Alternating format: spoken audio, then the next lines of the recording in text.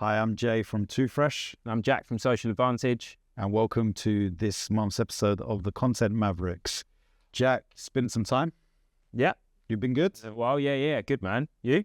Yeah, all good. I always feel like we're introducing the news. As Jack and this is Jay. This is the evening news. It just made me think of Anchorman. Do you like Anchorman? Anchorman. You know what? I'm not a Will Ferrell fan, to be honest, but Anchorman, I think he's brilliant in it. That's the one that I love. But like, my wife tells everyone this, but there's like a bit of like a style of humor that makes me cringe and I can't bear it. And like Will Ferrell is that for me. But that film is incredible. It's like, so good. I'm Ron Burgundy. It's so good. So good. So, do you want to crack on? Yeah, okay. So, you've recently started a new division of your business, right? That's correct. How did that come about? So that new division that you're referencing that we set up at Twofresh is called Twofresh Distribution. And essentially what that is we have the original side of our production company, which is we make original content like The Divided Island, which we distribute in cinemas, and we have now managed to get on Amazon Prime. But now distribution is where not only do we distribute our own original content that we've produced from start to finish, but we acquire films that are coming to the UK market from countries like Greece, Turkey, and Cyprus, and we distribute them. We put them in cinemas, we put them on VOD platforms, and we help get those to their audiences through the market and promotion that we can do. That's amazing, man. Was that? I remember because we were talking about how like you were trying to distribute the film using like an agent or whatever the term is, and you just decided to kind of screw that, I'm going to do it myself. It sounds like that's been born from you kind of going into that process, releasing your own film yourself and learning the ropes. Is that is that where it's come from, basically? You're spot on. You're totally spot on. It was spawned from the fact that we tried to go down the traditional routes and they just didn't really work for us. We were hitting a brick wall. So we decided to self-distribute, and we made an incredible success of it, you know, in terms of getting it into the major cinema chains like Cineworld across the country, and now having it on Prime Video. So that whole process of doing it ourselves, we realized as a team and as a company, not only were we really good at it, but we really loved it. Right. And it combined everything that we do for our clients in terms of using video content, using short form content, knowing how to target niche groups, how to speak their language, how to influence them to transact and book a cinema ticket or watch it on Prime Video. Everything that we do from a corporate video marketing point of view is translatable to promoting a film, which is essentially a product or an asset. You know, so it's transferable to the 15 years of experience we have in video marketing. And from a passion side, we love cinema. We want to continue getting people to the cinema. We don't want that art form or that way of experiencing content to die off. But just like we know that streaming is part of the way we consume content now as well, we understand that aspect of it. And it's that combination of pushing people to the cinemas and pushing people to the streamers that we feel, you know, we can help other independent filmmakers bring their films to market as well. That's amazing, man. So what springs to mind about all of that is that I can't remember the exact quote, but that Richard Branson's kind of say yes to an opportunity and learn how to deliver it later. Was it kind of one of them, or is like you kind of did it yourself, learn how to do it? And so after the success of The Divided Island in terms of distribution, people took notice of what we did. It's quite unique for a niche documentary like The Divided Island to have such a wide success at cinemas. So we had other people saying to us, look, how did you do this? Can you help us get our film out there and get to that specific audience? So it kind of spawned new opportunities, but we very much did learn on as we were doing it. Yeah. So it kind of helped you say yes to the things later on. Yeah, it was a no-brainer. It was a no-brainer. It was an area we didn't see ourselves getting into, but we're very good at it and we love it. And I think when those two things combined, you know, you should lean into it. Yeah, cool. Awesome. What I was thinking about with yourself, and obviously your agency is growing, right? You're doing more and more work incredible stuff for some really interesting clients. I assume that you're consuming a lot of content and a lot of content creators' work. Is there anyone currently right now that you're consuming their work and you're like blown away by what they're doing? It's really inspiring for you.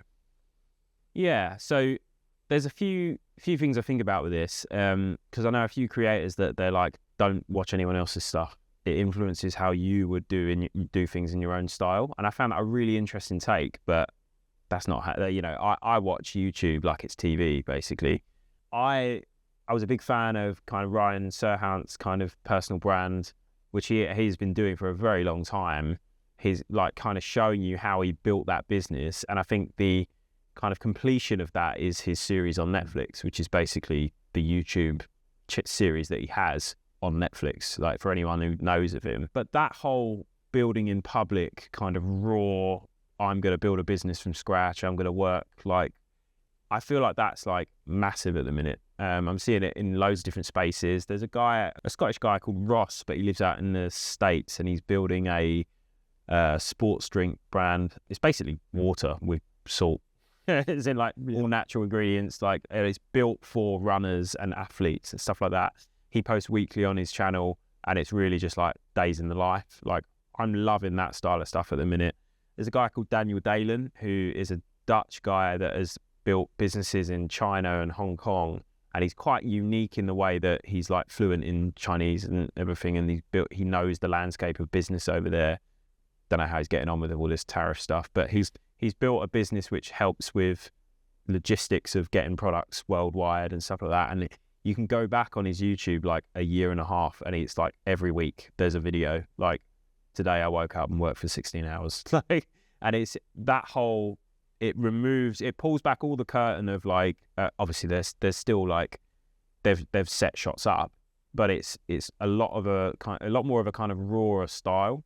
The thing for me is, what I've been thinking about is like, okay, I can do that style, but is that what my customers want to see, or is it just what I'm enjoying seeing? And it's something that I've been thinking a bit more consciously about lately, is like, strategy is everything, really. And if you start doing things that are off the strategy, you could put it down to testing, but essentially, like, who are you creating the content for? Are you creating it for yourself, or are you creating it for your customers?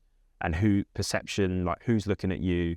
Should I care that much about it? Or I don't know where I'm going with this, but basically that's the style of content I'm really into at the minute. Yeah, it seems to be like quite a big thing. I've seen quite a lot of people literally copying the style completely from one or the other three people that I mentioned there. But that's the style of content that I'm really enjoying at the minute. What is it about that, though? I mean, why do you feel like you're connected to it? Maybe because I can relate to it. It's not just your typical, you got to work on the business, not in it, and all that stuff. Like, these guys are like, no, you have to work in it. For a little while, at least, you have to slug it away. Do you know what I mean? And I relate to that. And it also, if they're doing it in a way that will captivate me, they're showing the problems as well. And I get a lot of learnings from it. So, because it's the same thing as like business coaches, right? You see them at like networking groups or stand up, I teach people how to run a business, when they've never actually done it themselves. Whereas if you're seeing it happen in real time on camera, and they're dealing with situations in their business, like, that's actual real life happening that you can learn from. It's the same thing of like, you want to take advice from someone who's been there, done that, rather than read the book. Yeah. So I feel like that's why I relate to it a lot. And then there's other things like, similar industries and like, styles of editing and stuff like that. So you've spoken about the sort of glimpse you get into what they're doing, daily grind. It's almost like classic vlog style. Yeah. Isn't it? It's going back to what it is. Yeah. YouTube quite popular, let's say 15, 12 years ago. Yeah. And like I think Casey Neistat is his name. He's like it's like that style, and he's actually like, it's like a big resurgence of that style. Yeah. But it's a lot more kind of, I hate the word because it's overused, but like aesthetic looking people. And you get, there's a guy in New York actually, which I can send to you. He's like he runs his own production company. So it's entertaining to watch because they've actually put thought into it, and it's not like today I went to the shops. Like, it's actually like they're serious storytelling. Yeah, It's in, and they've thought about like the shots and everything like that. But then again, there's other stuff that is completely raw, and that's cool as well. like you mentioned that. You said that, it feels raw, and why is that important, do you feel like? Because Casey Neistat stuff is highly artistic. Yeah. He's quite artistic with it. He's a filmmaker. He's a filmmaker who makes amazing YouTube vlogs. So he brings his filmmaking vision in terms of cinematography, editing, composition, all of that into his work. But you said you're quite attracted to the ones that are also a bit raw. Yeah. Like there'll be there's an episode of one of the guys I mentioned where it's just like, this week, like we noticed that stuff was literally breaking down, and we had to have a huge team meeting, and this is how we got through it and identified what we needed to do.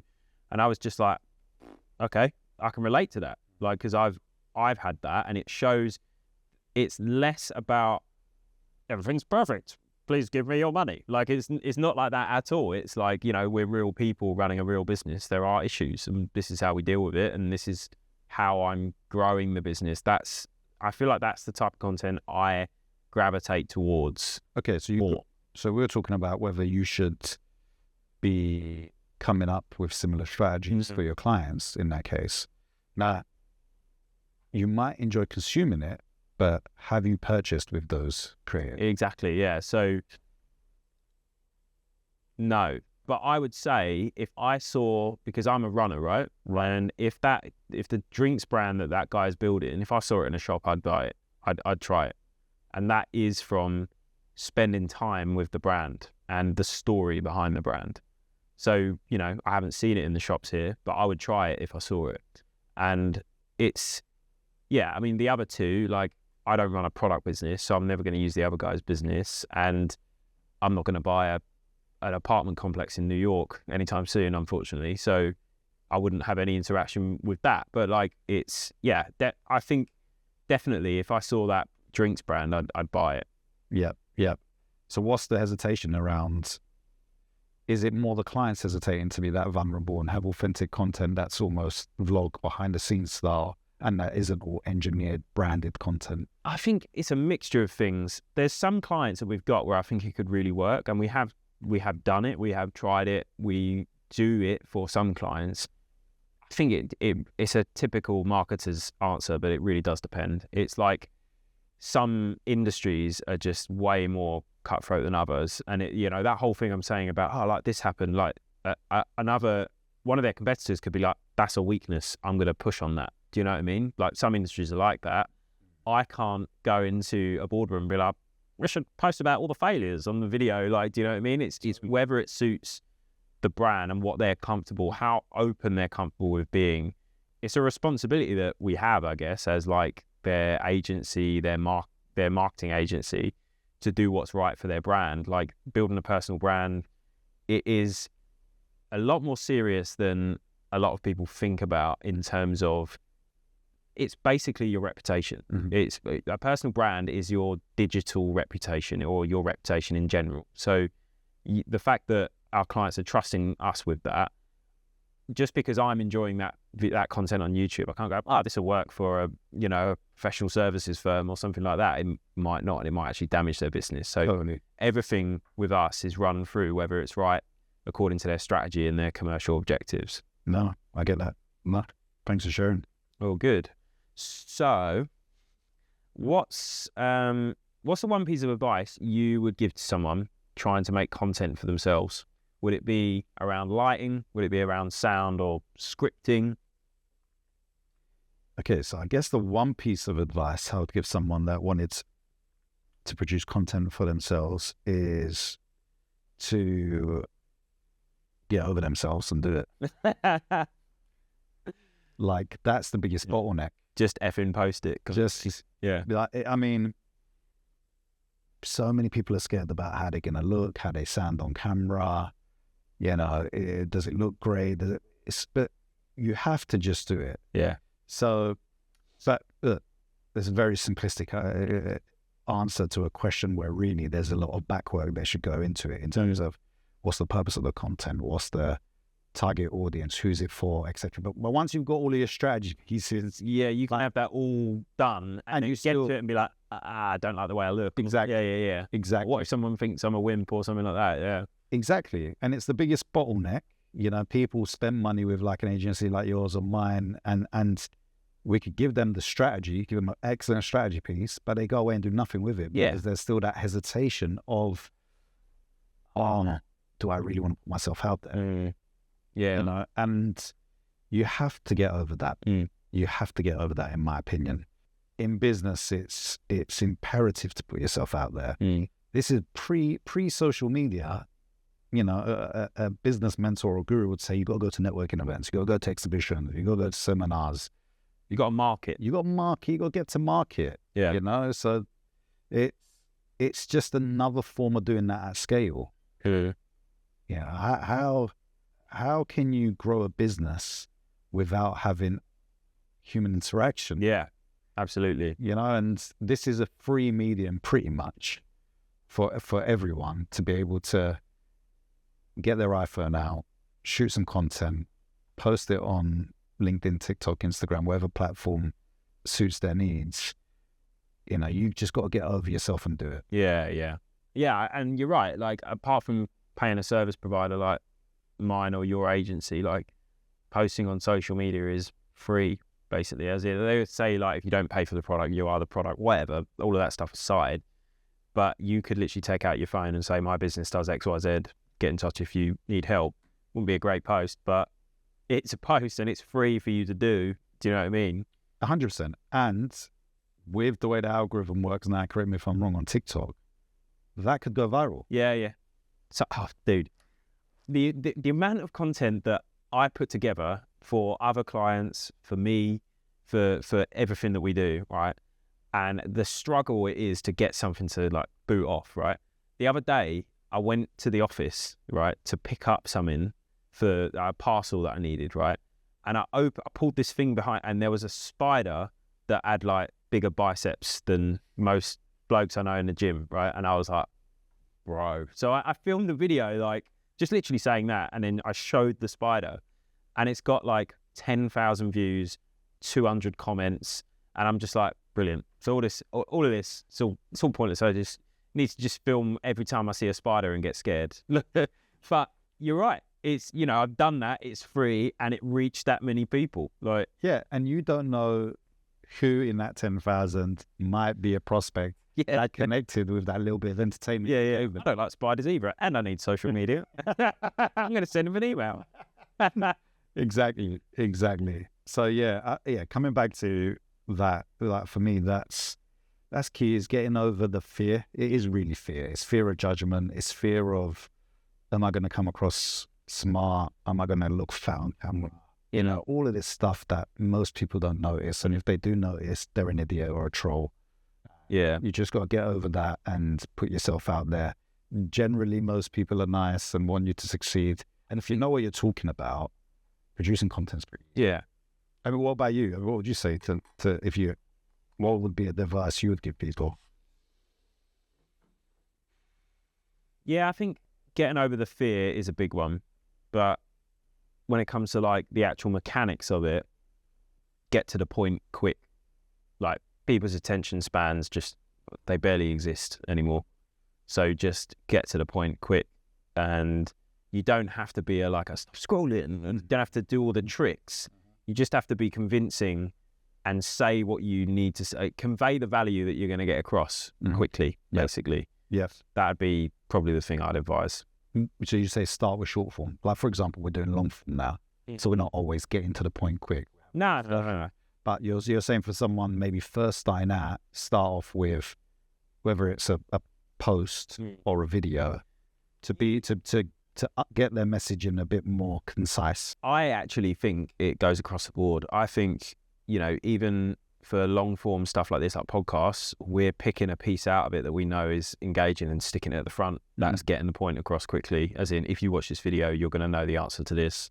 Like, I think with copywriting, with long form articles, you could even boil it down to imagery, as in, like, there's the big bold text you want people to really take notice of, and then there's the smaller bits. Like, it's just get the point across. Don't waste people's time. Yeah, agreed. So, or give them value. Yeah, and give them value. Yeah.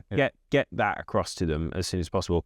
If you were to ask me, like, would I do short form or long form first, I would probably say short form, just because it's shorter and you can fail faster and learn. And filming long form content is probably a bit harder for someone who's pure beginner. I agree. But yeah, I agree with that.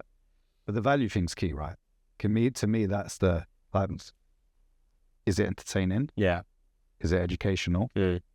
I mean, it really has to fit somewhere between those two spheres of delivering value. But yeah, we kind of say, like, it's educational, engaging, or entertaining, or does it inspire action? Like, is it like, so, and that can be also connected to, is it like a trend that, okay, this style of video, everyone's doing it at the minute, so, or it's like inspiring action from your audience. That's a good thing to do as well. Mm-hmm. But yeah, education, entertainment, engagement, but those kind of three pillars are a good kind of starting point. Good. Agreed. So what advice would you give someone who is looking to take the leap in terms of, let's take video as an example. They believe they've got value to share. They pick a platform, Instagram or TikTok. They want to get started. What's the first thing they should do from a strategy perspective? Follow people that are doing well in either their space or in general. Find creators that they enjoy watching and consuming.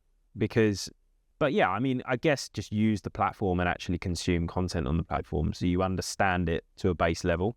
Instagram is actually a funny one to talk about because it's probably the most varied platform, as in there's so many different styles of content that you can do, like feeds, reels, story posts, all of that kind of stuff. But like LinkedIn is obviously a very kind of niche kind of platform, as is TikTok. So yeah, it's spending time on the platform and consuming stuff on the platform, getting used to it, really. Good bit of advice. So, AI. How are you using AI, as in you, Jay, in your everyday life or business? The obvious answer is, I'd say ChatGPT is pretty much open on my laptop all day, every day. Really? Yeah. Wow. It really is. I use it in many different ways, but I absolutely love it. I'm a big fan. And I think it's going to be the staple of how people work. Mm-hmm. I really do. If you're not using it already or an equivalent, I think you will adopt it very, very soon, because it's like having a smart consultant with you all the time. Yeah. It really is. And it's a speed utility. Tasks that would have taken ages to do, it's reduced the speed of it. Yeah. And the time is the biggest asset for me as a business owner. Yeah. Anything that gives me more time is incredibly valuable. So like the £20 a month or whatever it is for that ChatGPT, a ridiculous value. You don't have to pay the time tax anymore of like, I've got this big script to review, I need to find the holes in it, blah, blah, blah. That's just done straight away, 100%, right? 100%. And that's just one example of how it can be done. Even just brainstorming ideas, reworking copy to polish the first draft, the second draft, even getting a second opinion on how an email is structured. Does it sound too sharp and snappy? Can I change the tone to make it a bit more? A friend of mine has been doing that. He said he's been rephrasing or chucking his emails in there to be like, does this sound confident enough? Like, am I coming across like, do you know? And I was amazed by it. I was like, I didn't actually ever think about like that you could use it for like the language processing of. You can, because for some people it's not their biggest skill set. Like my biggest skill set is not copywriting. Yeah. So for me, it is literally an incredibly valuable tool. You know, English language, English literature was my worst subject. Right. Okay. You know, so it's super helpful. Yeah. Super, and people that are dyslexic. Yeah. You know, people that struggle with this type of stuff, it's a phenomenal tool. So yeah, I use it in many ways, so we just talked about a few different examples. I only see its utility getting more and more useful. It is crazy. It's for me, it's just annoying kind of admin stuff that it's just kind of eliminated or absolutely accelerated. Like, I need this blog post into 5 tweets, or all of that stuff that I would say is like the pedestrian use of it. But like, I sometimes chuck in like pricing questions, as in like, okay, we're pricing for this deal, I need a couple of alternatives, as in like, if I want to be able to offer like quarterly payments, or what if the client wants this, that, the other. It just comes back with like these ideas that I would have to like talk with a mentor about. Do you know what I mean? Because I didn't have that kind of bringing into business. And there's stuff like that are really good for it. The deep research function, I don't know if you've played around with that yet. It's like a beta feature of it. Deep research, bro. So I basically said to it like, okay, these are my competitors. Analyze their social media and websites, and give me your best assumption of their marketing strategy, of their go-to-market strategy. Give me their strengths, weaknesses, opportunities, threats, so that's SWOT analysis, and then do the same for me, and tell me where I better them and they better me. It's a great question. And then give me a marketing strategy based on it. It blew me away. Yeah. It takes a bit longer. It's not as quick, but that's because it's actively doing it. Because ChatGPT is like scrolled the internet for up until like October 2023 or something. Yeah. And I think that deep research by the way, no, don't police me, but that deep research function, it actually uses web search to do it all. So it tells you what it's doing when it's doing it. I've seen it. Yeah. Analyze the citation. Analyzing blah, blah, blah's LinkedIn posts from May or whatever. Yeah. And the strategy that it gave me, you know how like anything it gives you, you have to look through and just check that it's not crap. It was really close to the mark, and there's actually like some wild good ideas in there and stuff that I didn't know. And I feel like I follow my competitors quite closely, so I 100% advise people try that. It's an amazing feature. Well, that's going to be on my list. And the preferences, so actually you can say to it like, don't use American spelling or over-exaggerated descriptive words ever again. Save this to your core memory, and that's that. Done. It will never do it again. Like, I didn't know that for a while. I was just like, that's annoying. I'll delete that. Like, do you know what I mean? And you can actually train it to what you want it to do, which is incredible. Yeah. So yeah, it is everyday life. It's I haven't really. I mean, sometimes if there's like my wife asks me a question or something, and I'll be like, what is the answer to that? And then while she's not looking, I'll be like, what is the answer to blah, blah, blah? Like, sometimes it's good for that, but I don't know. I don't use it that much. I think I actually did like workout plan on it once, but yeah, I didn't stick to that. So I've actually recently realized that it is changing things everyday life for me. I don't turn to Google as much. To Google stuff. I now turn to ChatGPT. There's an arms race, and that's why Google are doing Gemini, and you know, they all know that it's going to be that way. And I think, obviously I'm not in SEO, but just from my outsider looking in opinion, so I sometimes, you think about how like Gemini, Alexa, all that stuff works. Oh, what is the answer to blah, blah, blah? Or can you show me a lawyer around here? It's using AI and search to find websites, find content, bring it to you. So when you do Google stuff, Gemini gives you an AI overview at the top. And I've been using that way more than actually scrolling down and finding businesses. Well, that's the thing, it's taken away the need to search through the top 3 or 4 websites that are delivered to you. Yeah. Especially when it's like government or tax related, or, you know, questions around specific stuff, like a real specific question. You're trying to find out something from .gov. If you ask ChatGPT it gives you the answer. You don't have to go searching in .gov. Yeah. For it. And it's, again, what's it doing? It's saving time. Yeah. You know, so I love that. I think it's in everyday life, it's actually having a big impact as well. I'm a big fan. One of the things, like Gemini and the meeting transcription thing that it does, and I know that all the companies have got an AI transcription thing, but a big thing for me, like throughout running my business all the way through, is like, you have a meeting with a client, then you send a recap and be like, we spoke about this, here's my actions, here's yours, cheers. And then you go and do it.